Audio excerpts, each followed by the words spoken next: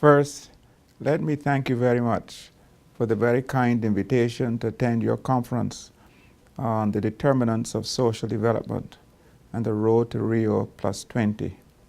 And I must congratulate Eminence on its role in this conference, and let me make special reference to your young professionals. It's always a very good idea to have our youth involved in discussions of these kinds of matters. I'm sorry I can't be there in person, but I hope I can transmit to you in a couple minutes some of the ideas that we have been discussing around the issue of sustainable development, the place of sustainable development in the context of Rio plus 20, and the role health might, should, and can play in this dialogue. First of all, we must explain what we mean by sustainable development. This has been a term that has been in common use over the years, and in general, much of the discussion around sustainable development has been framed in the context of environmental concerns. How do we keep our planet in good order?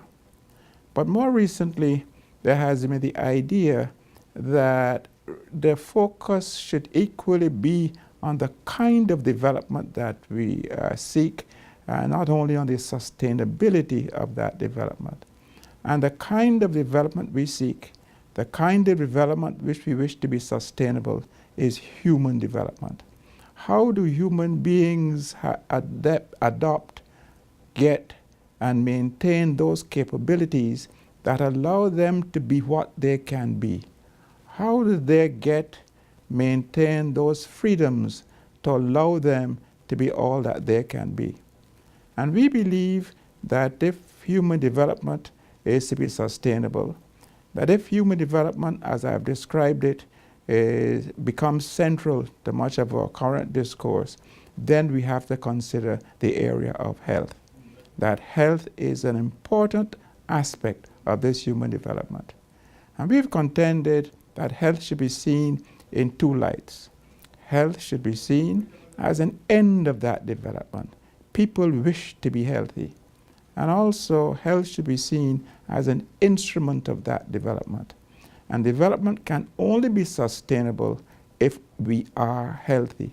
And if we are healthy, then we will, in a sense, be more likely to achieve that development that we all wish.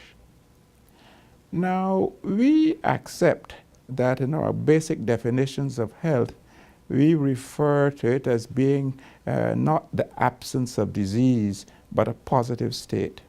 But in addition to health not being the absence of disease, we must also think about those conditions that stop us from being healthy, those diseases that stop us from being healthy.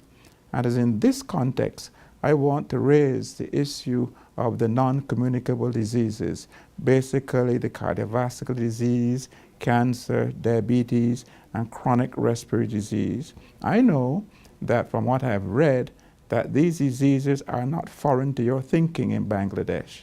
I have been told that they constitute some 61% of your total disease burden. And I have read that your recently conducted risk factor survey shows remarkable prevalence of many of these risk factors, with over half of your population smoking, almost 20% of your population being overweight and obese.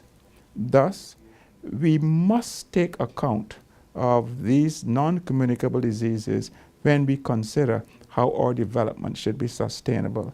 How do we do this? We do this by addressing the risk factors. And we'll also do this by encouraging our policymakers to take health into consideration as they discuss sustainable development. And I trust that this conference, the results of this conference, will feed into the national dialogue such that those representatives of Bangladesh who participate in Rio plus 20 or who participated in the developments leading up to Rio plus 20 will have a clear idea, A, of the role of health in terms of maintaining development, human development, and maintaining it sustainable, and B, the role of the non-communicable diseases in the prevention and control of the non-communicable diseases, ensuring that your populations are healthy. Let me wish you a very productive conference.